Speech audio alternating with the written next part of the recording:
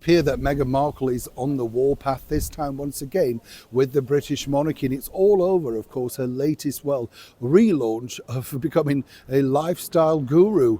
As ever though, what is that latest development? Let me explain. Morning, lovely to see you. Thank you so much for joining me today. Nice to have your company. By the way, I'm so glad we all enjoyed the Can It Be Repaired segments. I'm glad that, that got a topic going. It's nice to have a conversation, isn't it? And so many of you wrote in and said, no, I had this or I had that. One person, though, did make me think, because he sort of said, you've got to be careful, because if you don't get these things checked and they are old, you don't know if they are going to short fuse wire, burn up, blow up, all that sort of stuff. And you think, yeah, there's always two sides to the story, isn't there? That's the thing.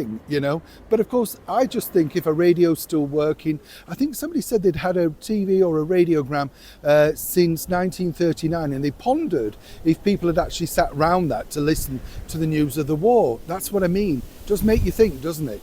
Back as ever, though, to your royal story of the day in a very windy London, let me tell you. I know, I'll have to be careful.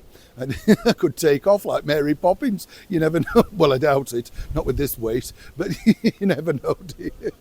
Now, it's interesting, this, because Meghan Markle, as we know, is trying to become this lifestyle queen. And as I said to you before, I find it very odd. It's kind of, as we say, the wrong way round. It's all very well, isn't it? Suggesting I'm going to do this, I'm going to do that. Get it in order first, sister, before you decide to launch it. I mean, the key thing always is to make sure that you've got things in place. It's never really been the plot of Meghan, has it? It's always been, I'll roll out with it and then see where it lands. And this is where it's really getting her into a lot of trouble. But you see, as ever, with Meghan and all of those sort of deals and plots and schemes that she comes up with, it's never actually her fault. And according to a lot of people working around her, and some that are now no longer working around her, yes, it's gone that quickly already, let me tell you. As we told you, she's looking for a CEO, ideally if it's somebody who's got an experience in the makeup world, that type of thing, somebody who was an ex-CEO that might want a brand new challenge, and what a challenge it will be. But really, it's not taking off in the way that Meghan and Harry actually thought. And it's interesting, this, because it is really a bit of a tough cookie in many respects.